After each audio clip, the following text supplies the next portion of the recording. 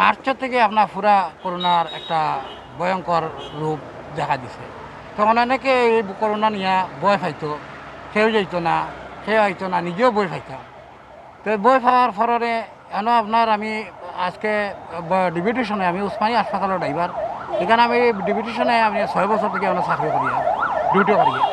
তখন দেখতাম যদি কেউ আইতো না, তখন আমি আমার একটা মনের ভিতর থেকে আমি পদক্ষেপ নিছি যে শেষ টাইমে মানুষের সেবা যদি করিয়া আমি দিতে পারি, তাইলে আল্লাহর কাছেও পাইমু, মানুষের কাছে পাইমু।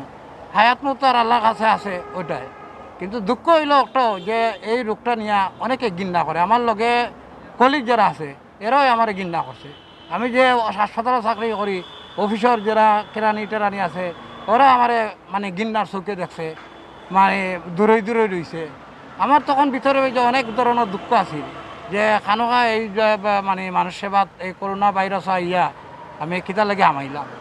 তখন আমরা ব্রিগেডিয়ার জেনারেল ইনুসুর রহমান তান্ডা আমি অনেক সময় কইছি, তাই আমার অনেক সময় সাহস দিছেন, আমার অনেক সময় সাহস দেখাইছেন, কইছেন এগুলা কোনো কিছু না, সাহস রাখো, সাহস থাকলেই তোমার বই আস্তে আস্তে কাটি দিব।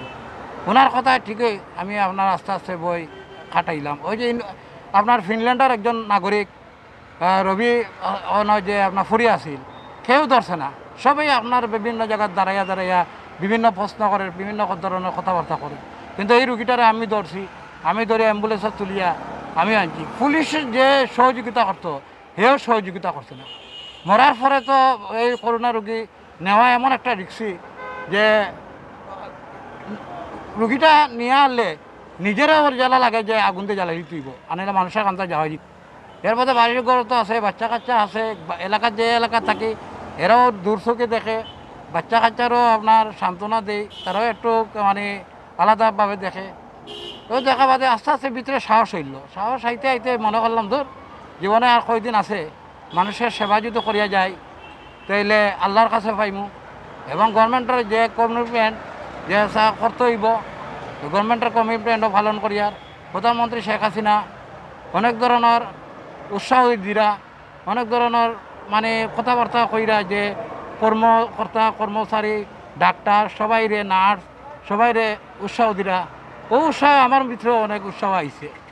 আমি একাই আপনার মূল্যও টানি, জিন্দাও টানি, বিভিন্ন ধরনের ভিআইপি সকলরে আনি, একবারে গরিব মানুষও আমি নিয়ে দেই। কিছু কিছু জিনিস দেখি মৃত্যুটারে ভয় পাই আমি, যে কীভাবে যে আত্মীয় স্বজন ছাড়া এই মরাগুলা যে গাড়া হয়, এটা আঞ্জুমান বা স্বেচ্ছাসেবক দলের লগে দল আইয়া, ওটাই দেখলে কিছু দুঃখ বেশি হয় যে তার আত্মীয় স্বজন কেউ দেখতে পারলো না, বাচ্চা কাচ্চা কেউ দেখতে পারলো না, জনজাও ঠিক করে করতে পারলো না, সাপ মাটি দেওয়ার।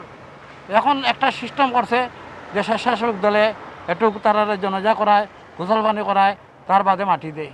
এইটাই আমার মানে খোয়ার আছে, আর কিচ্ছু খোয়ার নাই। দোয়া করুন, আপনাদের যদি আপনার ভালোবাসা থাকে, দেশবাসীর ভালোবাসা থাকে, আরও আমি সাহস দিয়া এই পথটা পার করবো ইনশাল্লাহ। আল্লাহ সহায়তা থাকতো, আল্লাহ রোগ মুক্ত রাখতো, আল্লাহ হেফাজতে রাখতো। সবসময় এইগুলা প্রার্থনা করিয়া ঘর থেকে বাইর হই, আবার ঘরে গিয়ে রায় ছুটি। এটাই হলো আমার চাওয়া পাওয়া, আর কিচ্ছু চাওয়া পাওয়া নাই। আমি টাকার লাগিও আফসোস করি না, পয়সার লাগে আমি আফসোস করি না, গভর্নমেন্ট আমার কিতা দিব না দিব সেটাই আমি চিন্তা করি না। আমি চিন্তা একটাই আমার মাথাত, যে শেষ টাইম চাকরির যাওয়ার সময় আমি মানুষের সেবা কিছু করিয়া দিয়ে যেতে পারিনি, সেটাই যদি হয় তো আমার জীবনের স্বার্থ হইব। আমি মুসলমান হিসাবে আল্লাহর কাছে সবসময় বই যে আল্লাহ তুমি আমার সহসন্তানকে ভালো রাখিও, সহসন্তানকে মানুষ করার তৌফিক দিও। মানুষের সেবা করলে নিশ্চয় মানুষের দোয়া আমার সহসন্তানের পক্ষে যাইব, ওটাই আমার সবচেয়ে বড় জিনিস। আর আমি ব্রিগেডিয়ার জেনারেল ইনুসুর রহমান সাহেব স্যারে আমি ধন্যবাদ জানাই যে স্যারে আমার সাহস না দিলে, স্যারে আমার যদি প্রতিটা মুহূর্তে উৎসাহ না দিত, তাহলে আমি এটুকু অত পথ আমি চলার মতন আমার সম্ভব নয়। আমার নাম মোহাম্মদ আব্দুল হালিম, পদবী আমি গাড়ির চালক।